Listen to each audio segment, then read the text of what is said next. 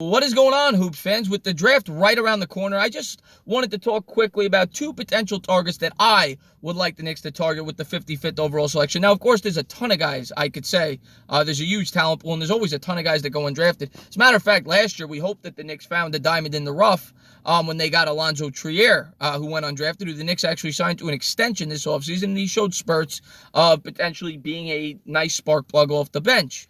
And of course, our second round pick last year, Mitchell Robinson, arguably was the best player we drafted. Now, of course, they're both still young. Kevin Knox could mature and become that player we all hope he could be. But Mitchell Robinson has a ton of potential, but he was very early second round, and he went second round for a reason. It had very little to do with his ability, more to do with circumstance. Of course, he did not play collegiate ball the year before. Otherwise, he probably would have went much earlier.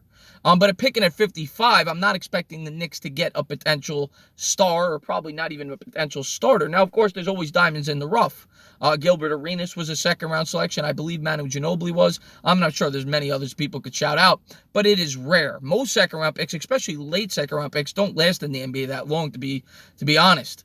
But there's a couple of guys that I personally like. One, because it's a team I root for, but I think he could bring some value to the NBA.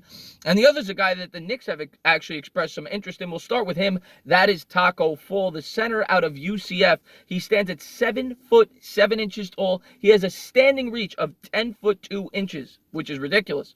But he's one-dimensional. He is going to be a rim protector. There's no doubt about it. He averaged, I believe, 2.5 blocks a game. And he averaged, I think it was 4.2 on a 40-minute basis at the collegiate level. He will definitely be a rim protector at the NBA, and he'll get you some rebounds, obviously, at that height. But he's very raw, and he's a liability on the offensive end. Now, players have made careers out of, being liabilities on the offensive end and being strong in those two areas. That's Ben Wallace, Tyson Chandler. You go down the list. Now, of course, Tyson Chandler improved his ability. I mean, Taco Fall, I think, shot 32% from the free throw line, so teams are certainly going to exploit that. But he's a guy that, comes off the bench, probably gives you 15 minutes a game if he matures into that role, maybe 20 minutes, and blocks a couple of shots for you, grabs a couple of rebounds, spells your starter. But he could fill that role. I don't ever view this guy as being a starter in the NBA. I think his game is way too raw, and I think he's way too much of a liability at the offensive end, but you never know.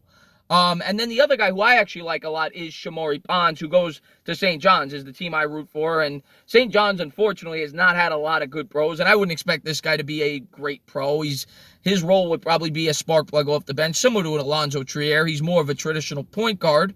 I think he could be a backup point guard at the NBA level, but he certainly has the ability to score. I think he averaged 18 points a game this year. He actually had a better year in his sophomore season. But I do like Shamori Bonds a lot. I wish he would have stayed another year and matured a little more. I think he would have had a better chance to get drafted. But I'm hoping the Knicks draft him tonight at 55. It would be nice. Mo Harkless is the last impact player to come out of St. John's, and then Ron Artest probably before that.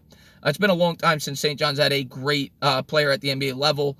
But I'll be rooting for the Knicks to take the hometown kid. It would be a nice story if we end up with Ponds or Taco Fall, which seems to be the guy most Knicks fans want because of his height and shot blocking ability. But we'll have to see where they go at number 55 overall, or maybe they even trade up. We'll have to wait and see. A lot of times there's trades, late in drafts, and maybe the Knicks pick up an extra pick. But just want to get a quick video up about that, and I'd like to get your thoughts in the comments below. As always, if you liked what you watch, please subscribe, drop a comment. Maybe give me a little thumbs up. Cheers.